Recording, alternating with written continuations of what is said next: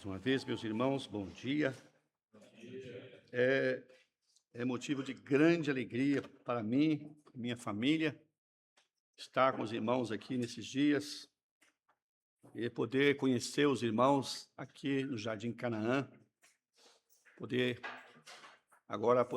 realmente desfrutar, né, de comunhão com os demais irmãos, que alguns a gente conhecia, via algumas vezes que passei no Junco, mas ter essa aproximação, esse calor da comunhão. Então, isso é muito especial para nós. Eu quero, brevemente, antes de ler a boa palavra de Deus, eu quero falar algo com os irmãos. Eu me converti no estado de São Paulo, no finalzinho de 82 para 83. E naquele ambiente que eu me converti ao Senhor, a natureza da igreja de Deus, ela não era nem praticada nem ensinada. Passados uns 5 anos depois da minha conversão, irmãos, eu sou alguém que valoriza muito a literatura, porque através da literatura Deus abriu os meus olhos para contemplar o que eu não havia aprendido. E eu comecei a ler algumas literaturas e eu comecei assim a ver coisas que eu não via. E aquilo realmente era como uma joia, uma pérola que a gente havia encontrado de muito valor. Agora, você imagina, você está num lugar onde que não pratica, não se pode nem falar daquelas coisas, porque a tradição, muitas vezes, sobrepuja, o que é sobrepujar a verdade de Deus, né? Então, ali nós ficamos um período da nossa vida e orávamos ao Senhor, desejando continuar entendendo aquelas verdades, compreendendo aquelas verdades, e aquelas verdades foram amadurecendo dentro do nosso coração. No meu coração, no coração da Toninha, minha esposa, nós sentávamos juntos para conversar das coisas espirituais, estar num ambiente onde a verdade de Deus, ela não tem espaço. Só quem já viveu isso sabe o que é. Então, durante 1993, o Senhor nos levou para o Paraná. 93. Nós chegamos ali.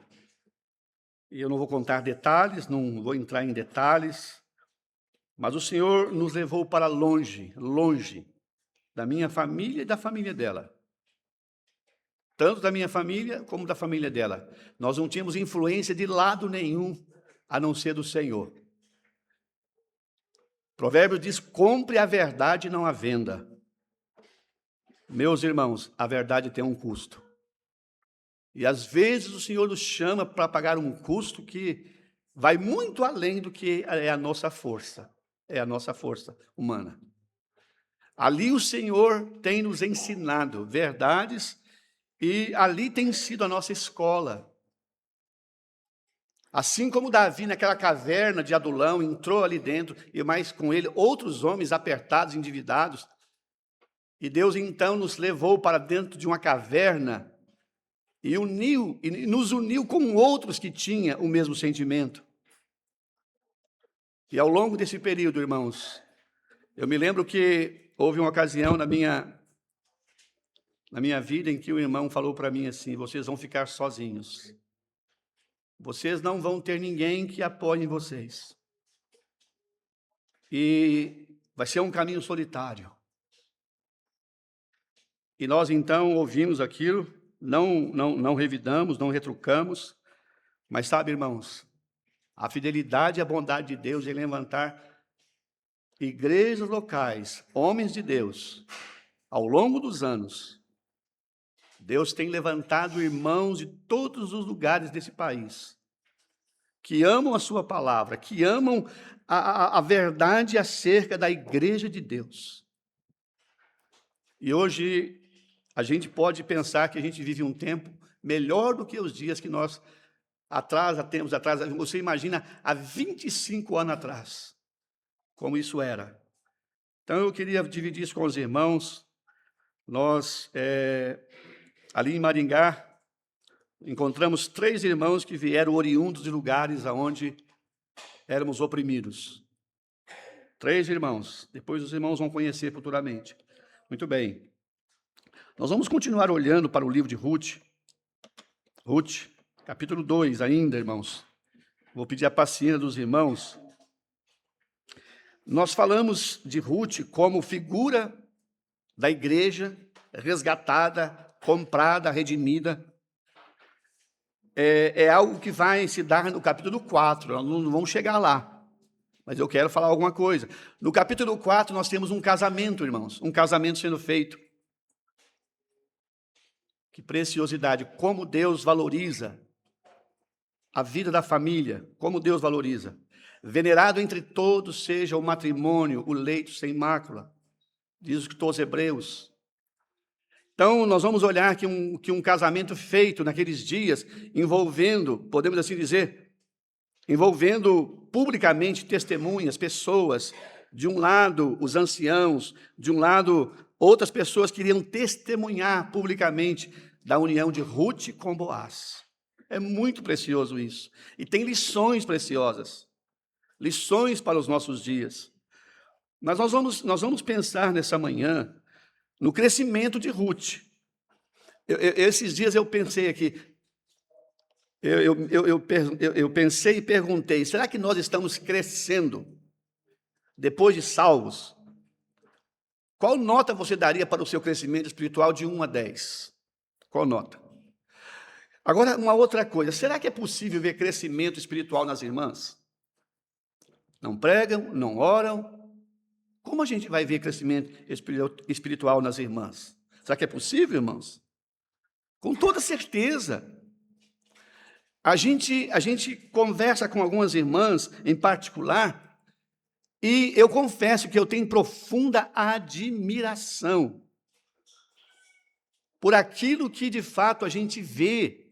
A gente vê com os olhos, mas também pode ouvir com os nossos ouvidos. Irmãs, eu diria, mais maduras, irmãs solteiras, jovens, e eu quero dizer aqui que estou muito feliz em ver aqui nessa manhã, jovens sentados nesses bancos, mas não são jovens ociosos, não são jovens descompromissados, jovens que deixaram seus lares nessa manhã e vieram aqui para encontrar o Senhor. O Senhor. Isso é saudável, irmãos. Irmãos, as igrejas estão morrendo. Igrejas estão morrendo. Igrejas que perderam de vista esse propósito do congregar, a vida congregacional do povo de Deus.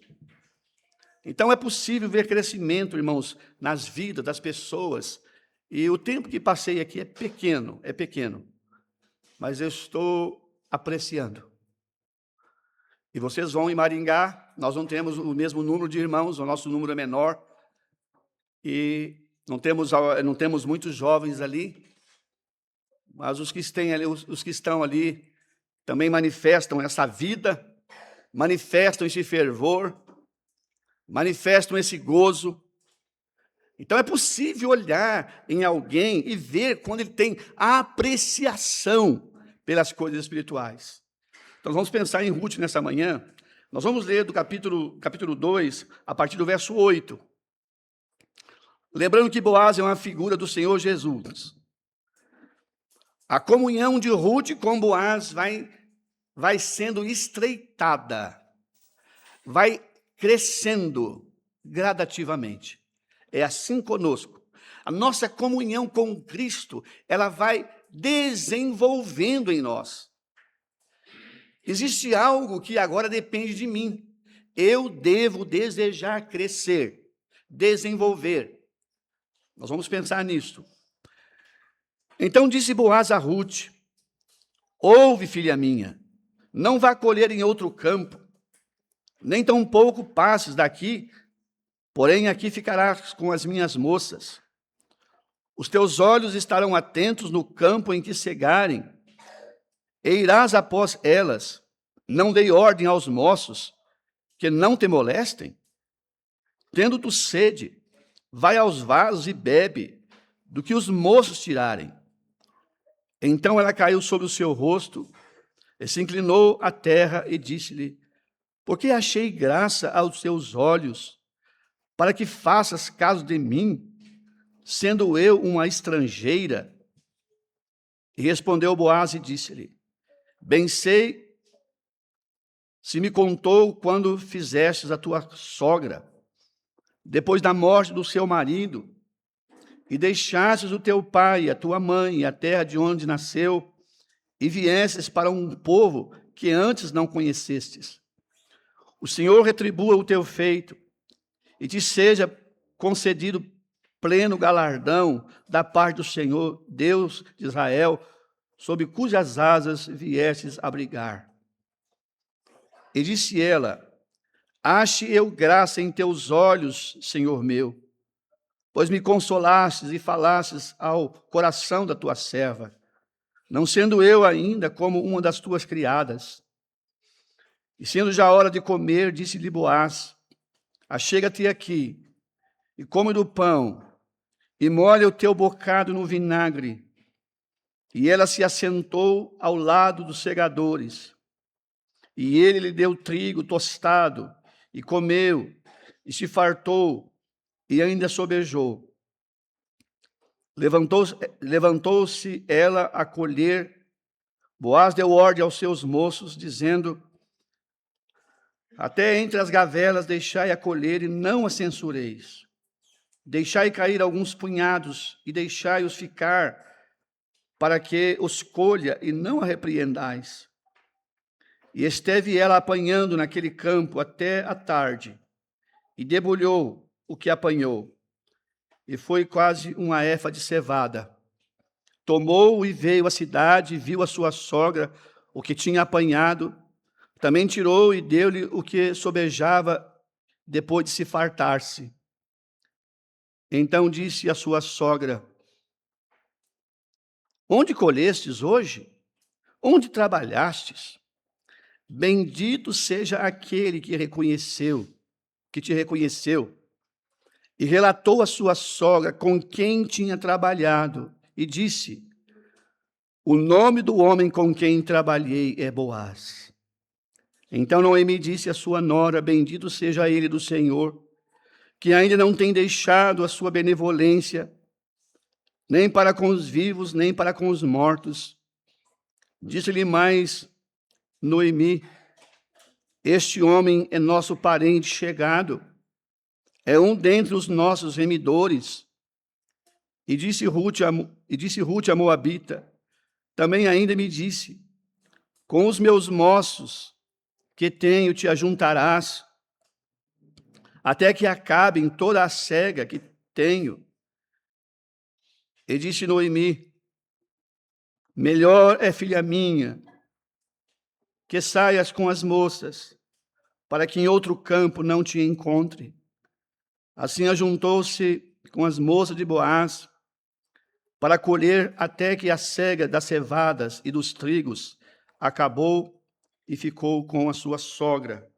Irmãos, em 1 Coríntios, capítulo 1, 1 Coríntios, capítulo 1,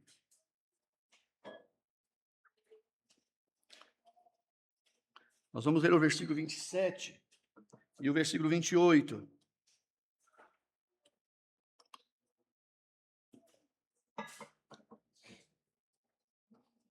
Mas Deus escolheu as coisas loucas deste mundo para confundir as sábias. E Deus escolheu as coisas fracas deste mundo para confundir as fortes. E Deus escolheu as coisas vis deste mundo, e as desprezíveis, e as que não são, para aniquilar as que são. Que esse grandioso Deus, nessa manhã, nos ajude, possa, como Paulo diz aos Efésios na sua oração, abrir os olhos do nosso entendimento para compreender as riquezas insondáveis de Cristo. Amém. Amém. Meus irmãos, quando a gente olha para esse livro, 4 capítulos, 85 versículos, É um livro que se você pegar ele para ler ele, você vai ler ele muito rápido. Mas seria bom ter uma caneta na mão, uma caneta. Se você pegar a minha Bíblia, você vai ver que está toda escrita, toda rabiscada. Gosto de alguma coisa que me chama a atenção, passar por ali, parar, anotar. Conta-se de um homem chamado João Nelson Darby. Dizem os historiadores que Darby anotava tudo que, se ele estivesse fazendo uma visita, conversando com alguém, ele estava anotando, ouvindo e anotando o que ele estava ouvindo. Tudo era anotado. Ele tinha essa percepção de anotar o que de fato escrevia, ouvia.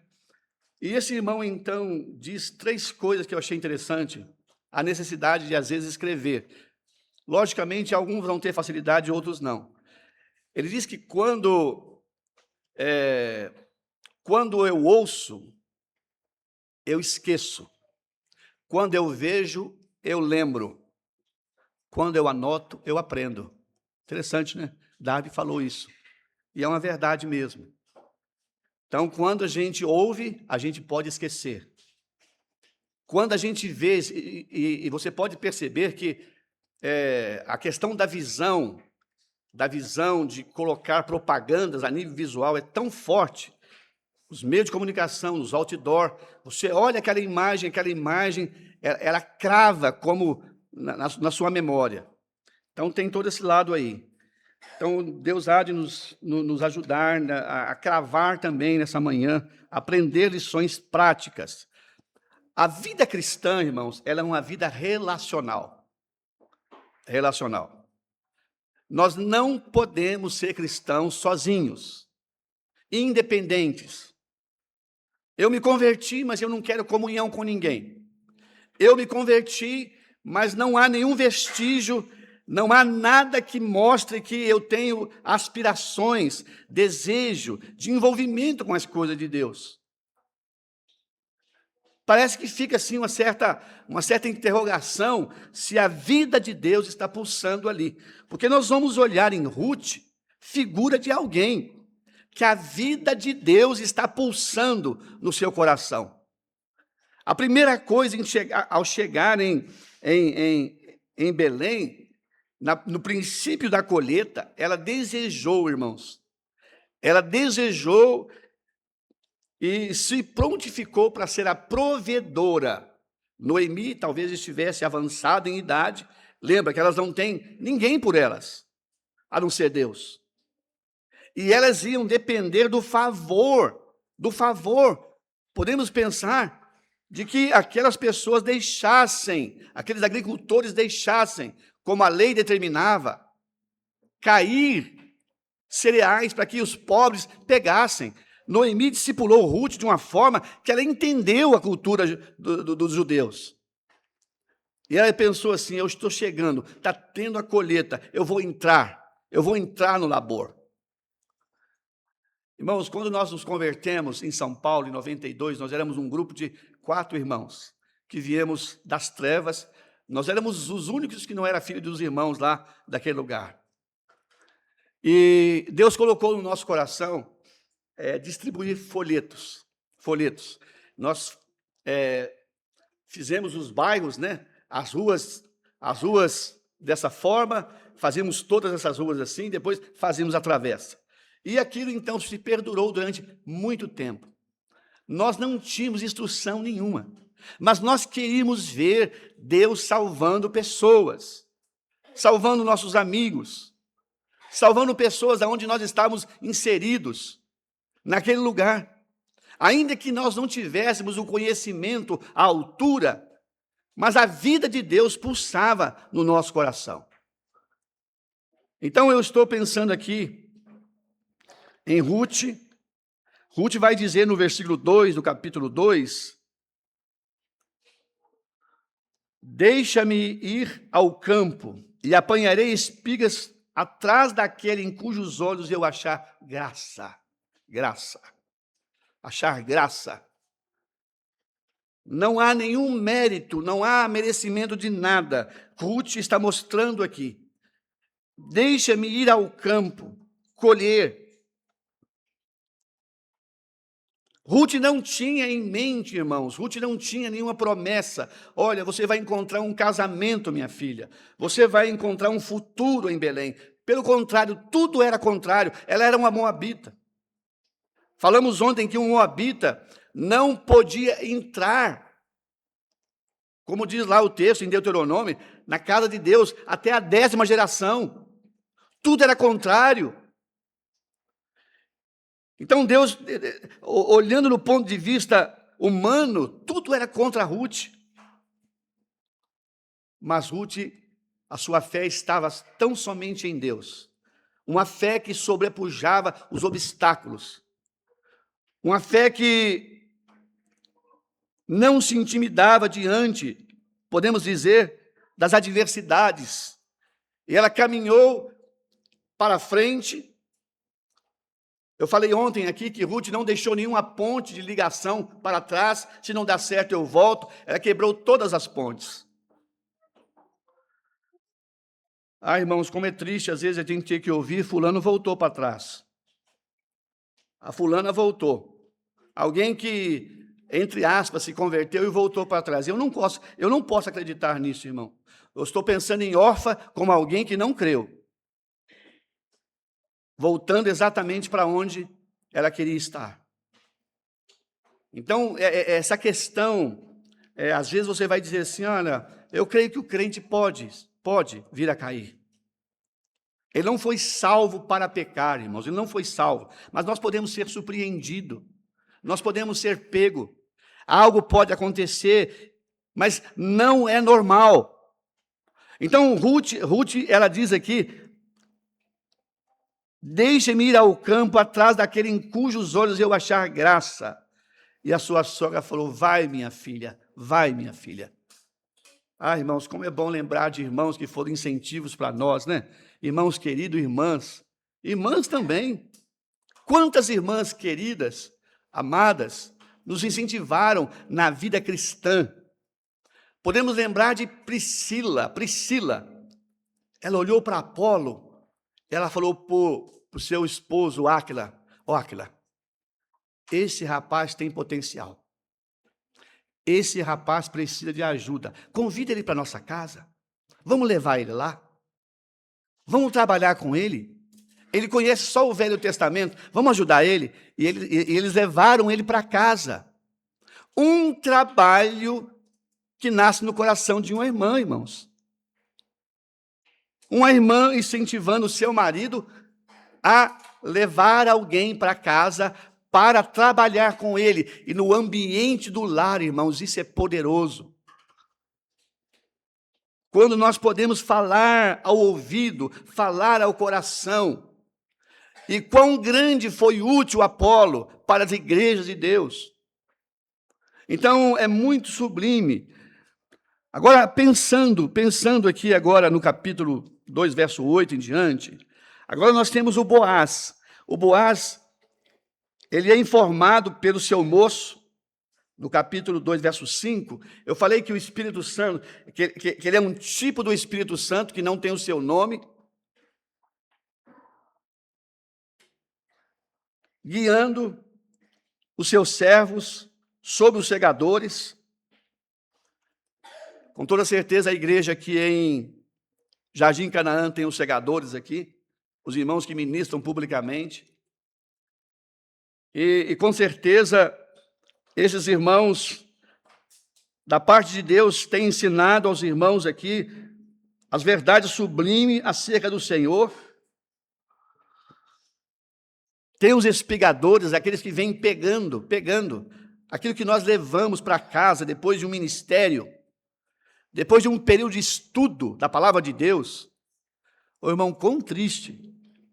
Eu não sei se os irmãos vão concordar, mas quão triste, termina o ministério e o assunto depois do ministério, não escandalize, irmãos, é o jogo do Corinthians, é o jogo do Palmeiras, mas não é as Escrituras. É qualquer outra coisa.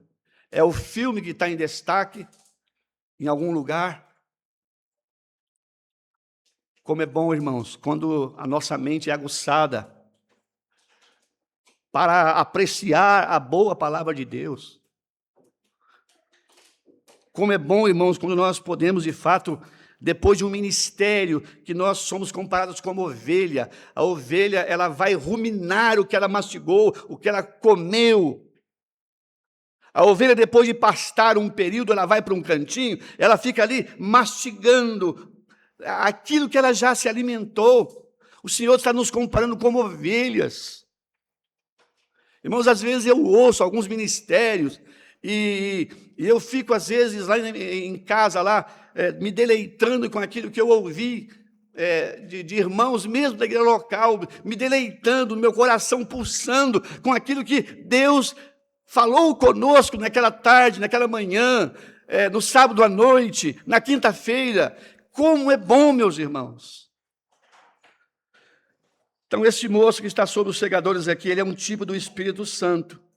Mas eu li um artigo, e li um livro também, que diz que ele também é um tipo dos anciãos da igreja, irmãos, que estão olhando e vendo.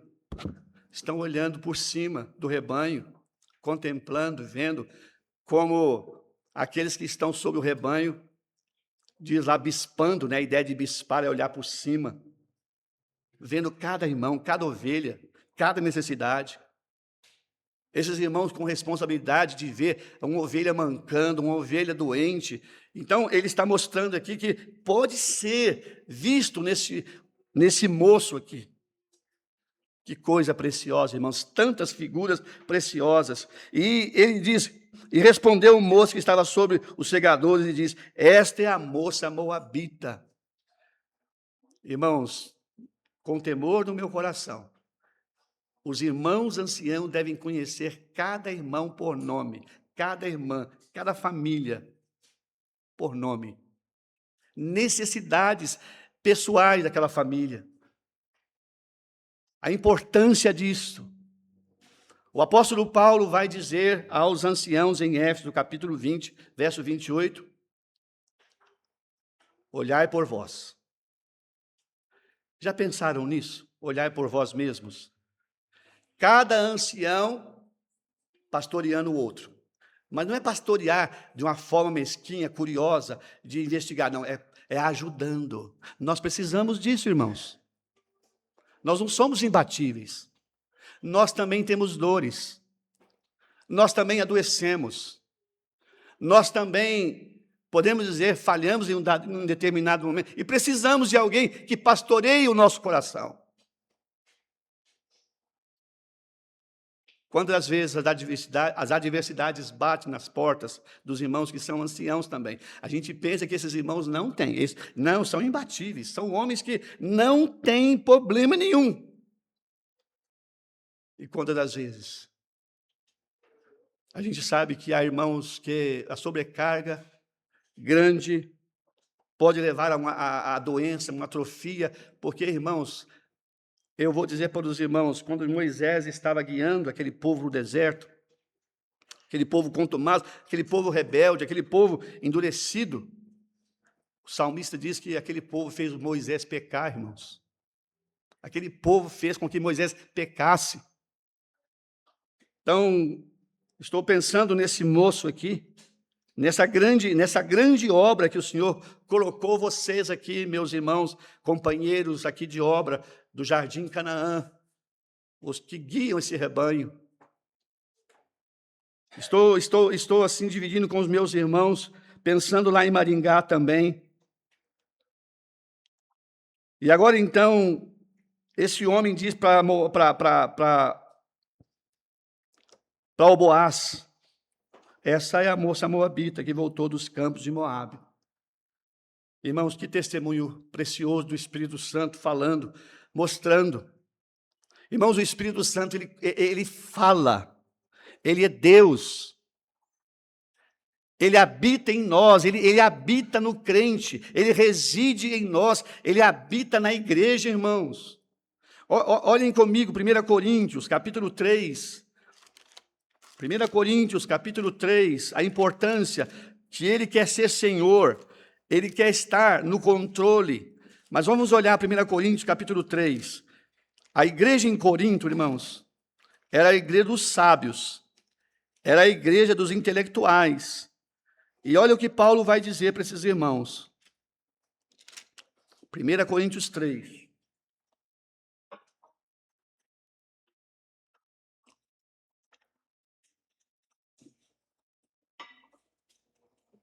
Versículo 16. Não sabeis vós que sois o templo de Deus e que o Espírito de Deus habita em vós. Lá em 1 Coríntios 6, em 19, ele fala que o nosso corpo é o templo do Espírito Santo. Não é a mesma coisa. Aqui é coletivo. Aqui é algo que Paulo está falando com a igreja. E não sabeis vós que sois o templo de Deus e que o Espírito de Deus habita em vós. E que se alguém destruir o templo de Deus, Deus o destruirá. Porque o templo de Deus que sois vós é santo. É alguém querendo introduzir coisas novas, coisas que não têm fundamentos nas Escrituras, embelezar uma reunião, colocar adereços numa reunião para que ela fique bonita. Eles dizem então que pecadores gostam dessas coisas e pecadores vão ser atraídos por isso. Paulo está dizendo: ninguém se engane a si mesmo. Se algum de vós tem se por sábio neste mundo, faça-se louco para ser sábio. Não é a nossa sabedoria. E agora quero citar Mateus 18 e 20. Reunidos em meu nome, debaixo da minha autoridade, atraídos por Ele. A sua palavra é a única verdade, a única fonte. Ah, meus irmãos, quantas coisas nós ouvimos e vemos que a gente pode pensar que não é algo aonde o Senhor quer estar presente. Quantos ajuntamentos que tem pregação e tem coisas e faz muitas coisas e eu estou pensando que o Senhor não tem a obrigação de estar presente aonde a sua palavra não é obedecida,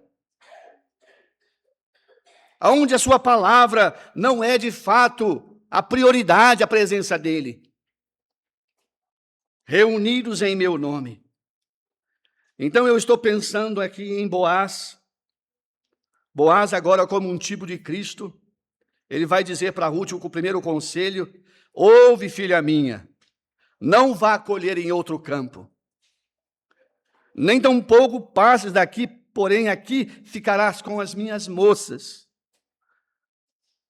O Senhor pode olhar, irmãos, para cada igreja local, para cada igreja.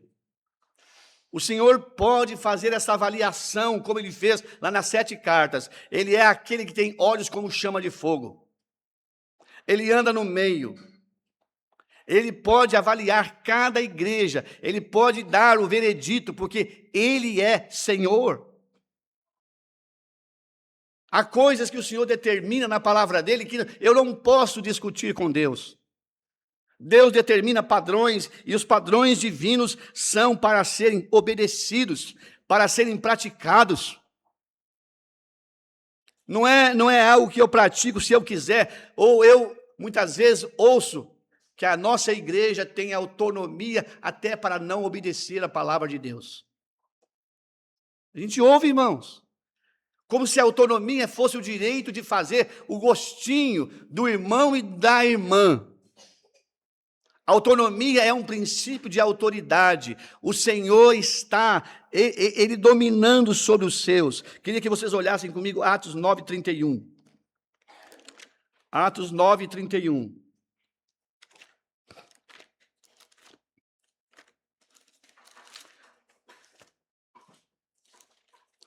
O livro de Atos é Lucas, o escritor dele. Lucas está escrevendo a história e nós chegamos a essa altura aqui, algumas igrejas plantadas, algumas igrejas já formadas. O que unia essas igrejas em comunhão era só o Senhor, nada mais.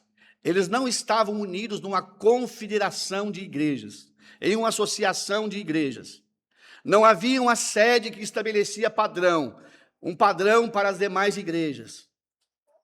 O cabeça está no céu. Verso 31. Assim, pois, as igrejas em toda a Judeia, Galileia, Samaria, tinham paz. Que preciosidade. A igreja em Canaã, a igreja em Maringá, a igreja em tal lugar, essas igrejas tinham paz. Eram edificadas e se multiplicavam, andando no temor do Senhor e na consolação do Espírito Santo. Essa união, essa unidade que nós queremos ver sendo promovida, sendo desejada. É como que se saíssemos da Galileia e fôssemos para a Judeia, nós não íamos encontrar tantas diferenças. Podemos encontrar diferenças em horário de reunião. Às vezes, em alguns lugares, os irmãos partem o pão pela manhã. Em outros lugares, os irmãos partem o pão à tarde. Há lugares em que os irmãos ainda têm partido o pão à noite. Mas nós não iríamos ficar chocados em chegar ali, olhar para aquela mesa, não iríamos ver ali nada além de um cálice, nada além de um pão sobre a mesa.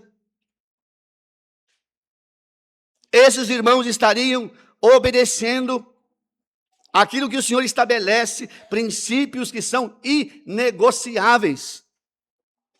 Não fica a gosto. A fonte é a boa palavra de Deus, é as Escrituras. O Espírito Santo, meus irmãos, nesses dias em que vivemos, nós temos pensado na liberdade do Espírito. Meus irmãos, como de fato é necessário conhecer essa verdade tão solene, tão preciosa. Talvez um exercício que nós não estejamos tão acostumados, e temos que pedir a Deus que coloque temor no nosso coração, nossos ouvidos, nossos olhos, nossos pés. Por que eu estou dizendo isso? Ouvidos aguçados. Será, Senhor, que eu tenho algo da parte do Senhor para falar, para transmitir? Me ajuda, Senhor. Me dê, de fato, entendimento, capacidade de entender se eu tenho algo para compartilhar com os meus irmãos.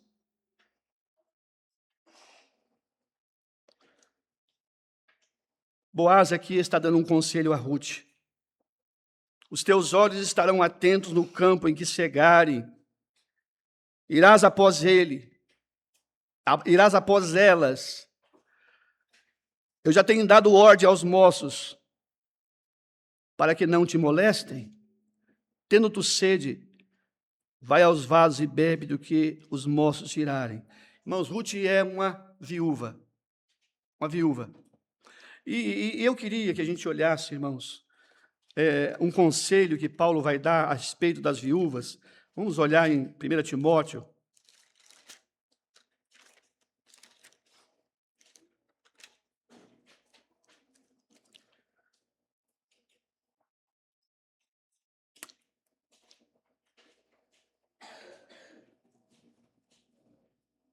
A partir do verso 11.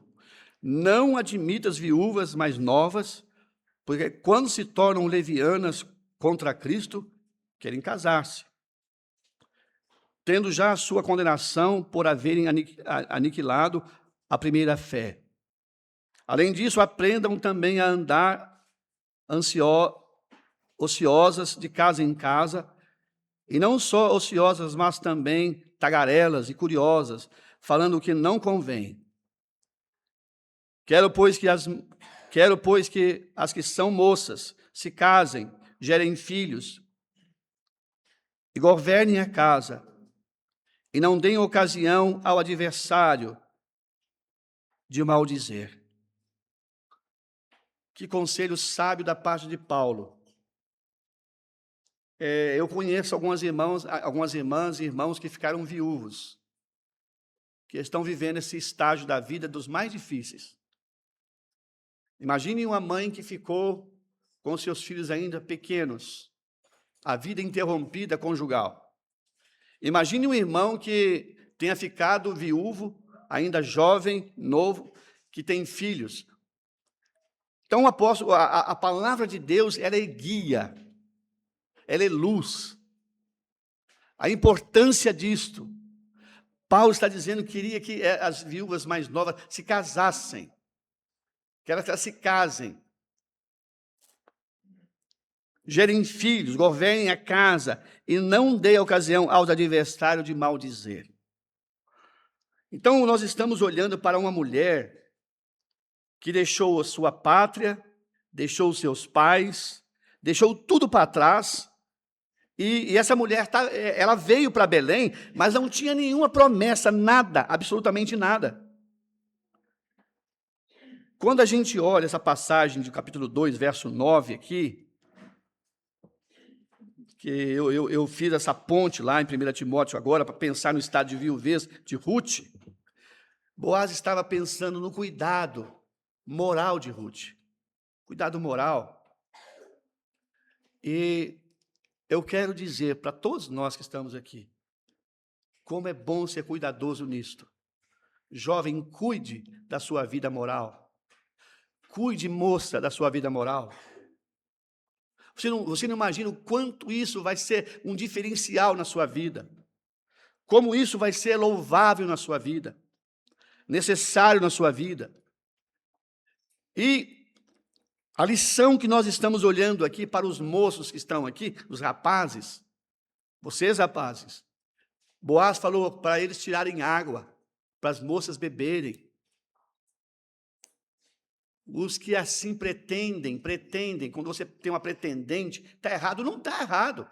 É comum que um jovem tenha uma pretendente e uma moça tenha um pretendente. Quais são os assuntos que se conversa? Quais são os assuntos que um rapaz crente e uma moça crente abrem num diálogo para conversar? Será que aquele rapaz que você tem em mente, aquela moça que você tem em mente, ele é alguém que é familiarizado com a boa palavra de Deus? A palavra de Deus, de fato, é fonte, flui da vida dele. Irmãos, olha, a gente fica perplexo em ver, a gente vê moças e moços em que eles não têm essa intimidade com a boa palavra de Deus. Então, o Boaz está dizendo aqui aos moços para tirarem água, para saciar a sede das Rutes. E Ruth, então, ao ouvir Boaz dizer para ela essa preocupação, esse carinho, esse cuidado, ele diz para ela assim, ela se inclinou com seu rosto em terra. Mais uma vez nós temos aqui, porque achei graça. Porque eu achei graça, Senhor, aos teus olhos, sendo eu uma estrangeira. Queria destacar algo aqui para nós. Nós também somos forasteiros e estrangeiros aqui no mundo, irmãos. Que figura preciosa. Moisés colocou o nome do seu filho de Gerson. Gerson quer dizer estrangeiro. Eu não pertenço a Midian. Um dia eu vou me reunir com os meus irmãos que eu deixei lá no Egito e nós vamos atravessar o deserto e nós vamos para Canaã. Sou estrangeiro aqui. Ela está dizendo, o texto diz aqui que ela era uma estrangeira. Somos estrangeiros. Nós cantamos um hino que diz, quais estrangeiros, nós devemos pelo mundo viajar. Que coisa preciosa. Sendo eu ainda uma estrangeira, e Ruth, então, e Boaz, então, o Boaz agora vai cada passo a intimidade vai aumentando, irmãos, a intimidade. É muito bom ver intimidade na vida espiritual de irmãos e irmãs, intimidade com o Senhor, crescendo. na graça e no conhecimento de nosso Senhor Jesus Cristo. Deus quer ver o seu crescimento. E o Boaz então disse: bem se me contou quando fizestes a tua sogra, depois da morte do teu marido, deixaste a teu pai e a tua mãe e a terra onde nascestes e viestes para um povo que antes não conhecia. Ah, meus irmãos, Romanos capítulo 4, falando da nova vida agora, andando em novidade de vida. Um testemunho que fala, um testemunho que outros falam por nós. Nosso testemunho, podemos dizer, falando da nossa vida sem nós abrirmos a boca. Sermos como uma carta lida por todos os homens. Como isso é importante. Ruth não chegou falando dela, não. É o que está sendo falado aqui pelo Boaz. O Senhor está confirmando aqui algo que já estava no coração de Ruth, já estava sendo praticado por ela. Bem se me contou, me falaram dos acontecimentos. Você resolveu no coração ainda estar lá em Moabe, deixar seu pai e a sua mãe, deixar a sua pátria, para vir para um povo que você não conhecia. O Senhor retribua o teu feito e seja concedido pleno galardão da parte do Senhor Deus de Israel, sob cujas asas viesses abrigar. O salmista diz: Senhor, a sombra das tuas asas me abriga, até que passem as calamidades. Ah, irmãos, como é bom estar abrigado debaixo das asas de Deus. Como é bom. Como é bom encontrar repouso nesse glorioso Deus, nesse Senhor. Esse Senhor que podia ver todas as necessidades de Ruth, meus irmãos, Ele pode conhecer-nos nessa manhã, tudo que está no nosso coração, os nossos anseios, tudo que está dentro de nós. Ele pode avaliar, irmãos, por completo. E ele nos convida, nós também, nós nesses dias, a abrigarmos debaixo das suas asas. Agora, mais um progresso. E disse Ruth: ache eu graça em teus olhos, ache eu graças em teus olhos, Senhor meu, pois consolastes e falaste ao coração da tua serva. Qual foi a última vez que Deus falou ao seu coração, irmã e irmã? Como é bom, irmãos, quando Deus fala ao nosso coração, não é? Quando Deus pode falar no nosso coração e o nosso coração derreter como cera. Olha o Salmo 39, irmãos. Salmo 39. O irmão disse que eu podia só mais uns minutinhos e vamos. Salmo 39, palavras de Davi. Olha como Deus fala ao nosso coração. Como Deus fala nesses dias. Verso 3. Verso 3, esquentou-se-me o coração dentro de mim, enquanto eu meditava, acendeu um fogo, então falei com a minha língua. Ah, que precioso. Às vezes, sentado, meditando, ouvindo sussurros de Deus, falando ao nosso coração. Irmãos, nós somos imerecedores. Ouvimos a voz do Senhor. Ouvimos a sua voz, aquela voz meiga.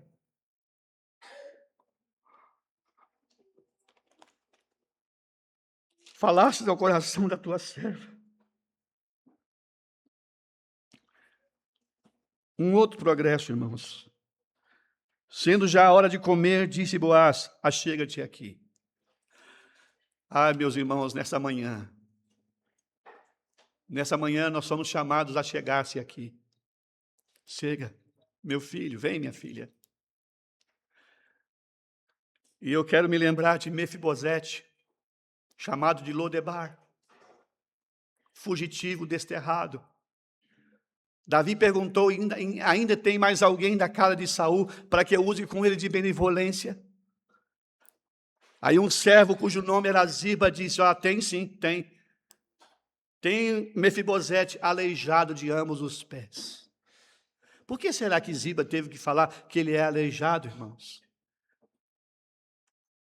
Porque Ziba era um servo mau. O Mefibosete é o nosso retrato, nós somos aleijados, mesmo depois de salvos. Mefibosete chegou diante de Davi e perguntou, olha, quem é o teu servo, para o Senhor se lembrar dele? Eu sou como um cão. E o Davi interrompeu ele, Mefibosete. De certo, usarei contigo de benevolência. Houve um pacto entre Davi e Jonatas. E o texto lá termina, irmãos, e Mefibosete sempre comerás pão à minha mesa. Comunhão, uma comunhão próxima. E quando termina aquele texto de 1 Samuel, capítulo 9, diz que morava Mefibosete em Jerusalém. E sempre comia da mesa do rei. Agora, eu queria que você pensasse, olhasse um pouquinho essa figura. Imagine uma mesa posta. Mefibosete chegava e sentava naquela mesa, e os seus pés aleijados estavam escondidos debaixo da mesa. Irmãos, depois de salvos, nós vamos continuar imperfeitos, mas os nossos aleijos vão estar escondidos em Cristo. Eles vão estar escondidos, porque é exatamente isso que a obra de Cristo fez por nós. É por isso que nós vamos chegar para esse lugar e nos assentar aqui. Chega aqui, minha filha, se assenta aqui. Vamos comer com o rei. Será que você tem tido prazer em se achegar para comer? Podemos pensar na mesa do rei. Come pão, molhe o teu bocado no vinagre. Ela se assentou ao lado dos segadores e lhe deu o trigo tostado. Irmãos, que privilégio tão grande. Enquanto os irmãos cantavam os hinos do Partido do Pão, e meus olhos, naquele tempo de contemplação, de admiração, a mente que vai tão longe, alguém que é trazido de um lugar, de um poço de lama, de perdição, de miséria, de um charco fedorento. O Senhor me fazendo assentar entre os príncipes dele. Irmãos, não tem preço, não tem nada que pague isso.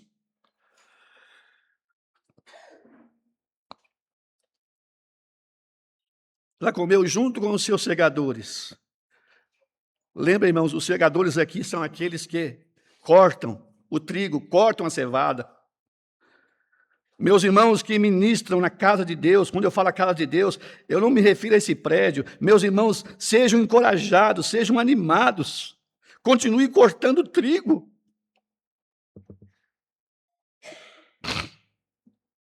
Continue alimentando o povo de Deus.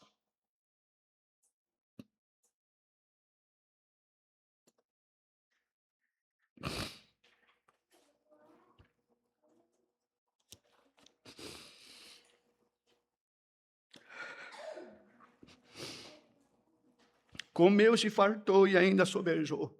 Irmãos, há abundante recurso na presença de Deus.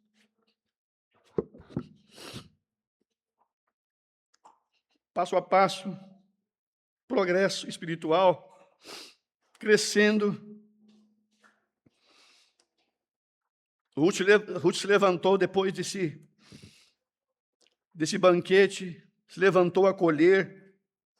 E mais uma vez nós temos a preocupação do nosso Boaz aqui. O Boaz deu ordem aos moços, dizendo, até entre as gavelas deixai a colher. Essas gavelas aqui são os feixes que as moças iam amarrando.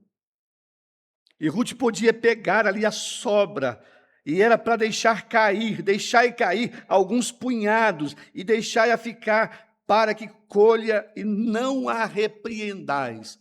Em um campo, talvez, de outros, isso poderia acontecer, mas não nos campos de Boaz. Esteve apanhando aquele dia, esteve apanhando naquele campo até a tarde. E eu queria destacar aqui para encerrar. Debulhou e apanhou e foi quase uma efa de cevada. Isso aqui tem uma lição importante para nós. Essa efa de cevada aqui, irmãos, é quase 30 litros. Ela debulhou. Ela não levou as cascas para casa, não. Ela debulhou. Será que nós temos debulhado o que nós temos apanhado? Ou nós estamos satisfeitos só com as cascas? Será que nós podemos debulhar? E qual é o fator de debulhar? Ela vai levar para casa. Ela está pensando em dividir com Noemi, a sua sogra, o que ela apanhou. E tomou e veio à cidade, e viu a sua sogra, o que tinha apanhado, também tirou e deu-lhe o que sobejava, depois de fartar-se. E disse à sua sogra: onde escolheste hoje? Onde trabalhaste? Ah, que bom, irmãos, quando nós podemos dar razão da esperança. Irmão Genesi, onde você estava? Ah, eu estava com os irmãos lá no Jardim Canaã, final de semana. Poder falar aonde a gente está. Ah, muitas das vezes nos entristece. A gente vê a preocupação dos irmãos, aonde os irmãos estão indo, aonde as irmãs estão indo. Não tem mais aquele cuidado. Não são cuidadosos, pensam que pode ir para esses movimentos e vão mesmo, porque não tem um paredão de proibição, é livre. E vão lá e colhem tanta coisa ruim, coisa que não é verdadeira. Mas Noemi está perguntando: minha filha, com quem você trabalhou hoje? Onde colhestes? Onde trabalhastes? Bendito seja aquele que te reconheceu e relatou a sua sogra com quem tinha trabalhado. E disse: o nome do homem com quem trabalhei é Boaz, dando razão da esperança. Ah, como é bom quando nós podemos ser verdadeiros, falar a verdade com os nossos irmãos, falar da nossa experiência, falar daquilo que nós já temos provado, como disse o apóstolo Pedro, se é que já provastes que o Senhor é bondoso. E Noemi, então, ao ouvir essa verdade, ela vai dizer: então Noemi disse à sua nora: bendito seja ele do Senhor, que ainda não tem deixado a sua benevolência, nem para com os vivos, nem para com os mortos. E disse-lhe mais Noemi: este homem é nosso parente chegado, é um dentre os nossos remidores, nosso Goel, nosso remidor. Noemi, agora, aquela esperança que não estava pulsando no seu coração, passou a pulsar, mas por causa de Ruth. Deus escolhe as coisas que não são, as coisas vis, para contrapor as que são. E disse Ruth a Moabita: também me disse, com os meus moços que tenho te ajuntarás, até que acabem toda a cega das cevadas que tenho. Queria destacar algo aqui, e eu agradeço a paciência dos irmãos. Quando a gente é novo convertido, a gente fica muito entusiasmado, e isso é normal. E a gente pode até ter uma interpretação errada de alguma coisa, alguma palavra. Ruth falou o que Boaz não falou, no verso 21. E disse Ruth a Moabita: também ainda me disse, com os moços que tenho te ajuntarás. Ele não falou com os moços, falou com as moças. Correto, meus irmãos? Nós podemos falhar. Agora, olha bem quando tem alguém maduro perto de nós. E disse Noemi a Ruth, sua nora: melhor é, filha minha, que saias com as suas moças, para que noutro campo não te encontre. Ah, como é bom quando temos pessoas ao nosso lado, né? Aquele irmão mais experiente que chama a gente ao lado, assim, abraça, leva para o lado dele, com amor. Eu posso me lembrar de muitos irmãos, Vou rapidamente dar um exemplo. Eu estava pregando o Evangelho, e eu estava pregando novo ainda, em Lucas 23, falando do ladrão da cruz, e quando eu enfatizei, na verdade, eu disse que hoje mesmo estarás comigo no paraíso, hoje mesmo. Aí passou, terminou aquela pregação, e eu estou num cantinho, a irmã me chamou, irmão, você pode ler o texto de novo? Você lê para mim aquele texto? Eu li, e eu não achei o mesmo. Você viu se tem o mesmo aí no texto? Não, não tem. Então, irmão, é bom ficar só com a palavra de Deus, não é? Aquela irmã me ajudou, irmãos. É não ser orgulhoso, é não ser arrogante, é deixar que alguém nos ajude. Ruth está recebendo um conselho. Ela falou que o Boaz falou para ela ficar com os moços. Não, com as minhas moças. Há muitas verdades preciosas a respeito de Ruth que a gente pode aprender. Então, que Deus, o Senhor, nessa manhã nos ajude, nos dê essa apreciação desse tempo na presença dEle. Amém.